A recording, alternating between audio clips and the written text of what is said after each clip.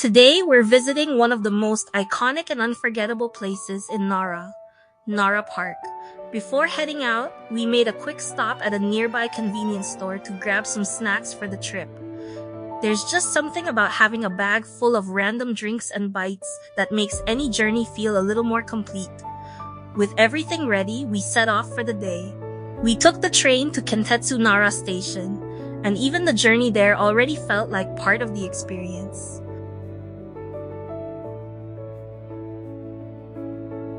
The train itself had deer-themed designs all over, which honestly made it pretty obvious we were heading in the right direction. It's small details like this that make traveling in Japan feel a little extra special. After arriving, we spent a few moments just taking it all in. The train's design, the colorful, almost anime-inspired artwork, it's vibrant, playful, and surprisingly immersive for something as simple as a train ride.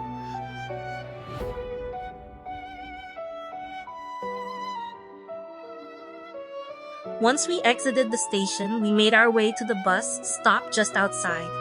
Even though Nara Park is within walking distance, we decided to take the bus since it was only 2 stops away and a good way to avoid the slight uphill walk. But if you enjoy walking, the route there is actually quite pleasant too.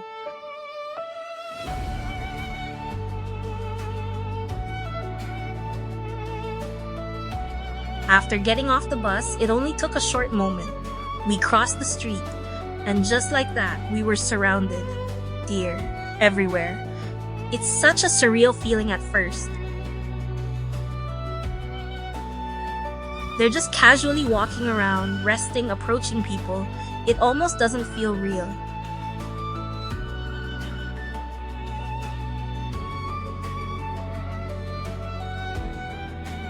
Most of the deer here are very used to human interaction, so you can get pretty close to them.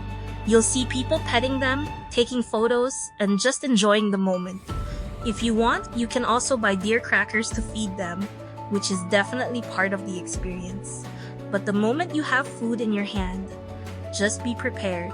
They will notice, and they will come to you.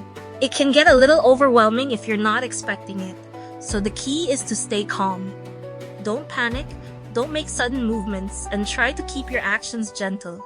The deer are generally friendly, but they can get a bit pushy when food is involved. If you're feeling unsure, it's totally okay to take a step back and approach the calmer ones instead. Even without food, some of them are still curious enough to come close and let you interact with them. As you walk through the park, you start to realize how unique this place really is. It's not just about the deer, it's the atmosphere, the openness, the mix of nature and culture, all in one space. It's the kind of place where you don't need to rush. Just take your time, look around, take photos, and really soak it all in.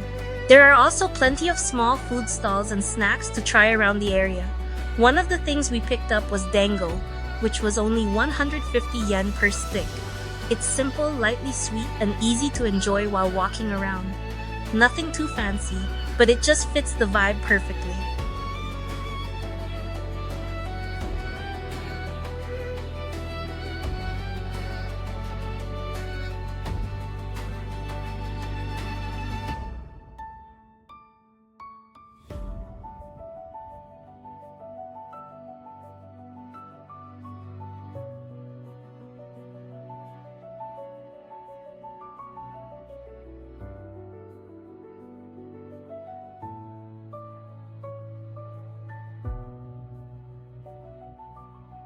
As we continued exploring, we made our way toward the far end of the park, where you'll find one of Nara's most famous landmarks, Todai-ji Temple.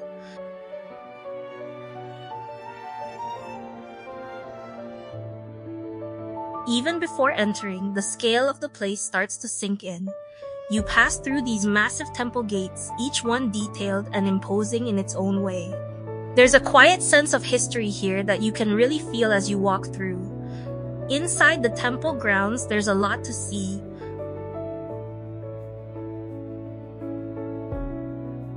But one of the most talked about spots is a wooden pillar with a small hole at the base. Visitors line up to try and squeeze through it, which is said to bring good luck. It's one of those small, quirky experiences that adds a bit of fun to the visit.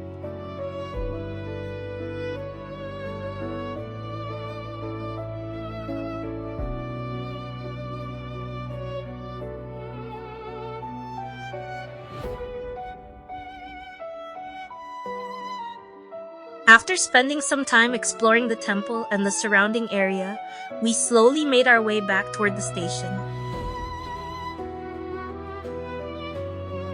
This time, we decided to walk just to take in a bit more of the scenery and stretch out the day a little longer. But before ending the trip, there was one more stop we didn't want to miss. We headed to Tonkatsu Ganko for lunch. It's a well-known tonkatsu restaurant in Nara, and after a full morning of walking, it felt like the perfect choice. The focus here is simple, crispy breaded pork cutlets that are golden on the outside and tender on the inside.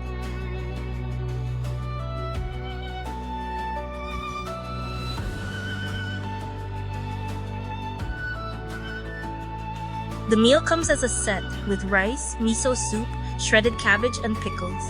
It's straightforward, comforting, and done really well.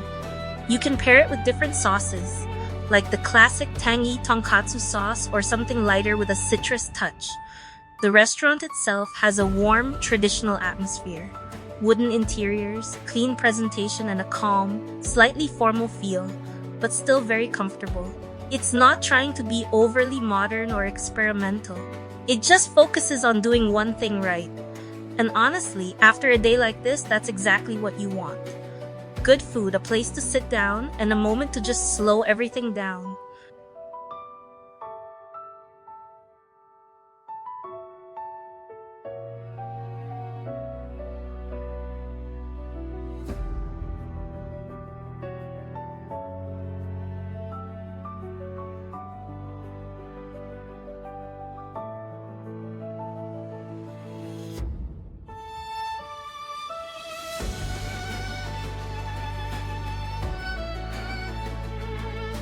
Nara is one of those places that feels both lively and peaceful at the same time.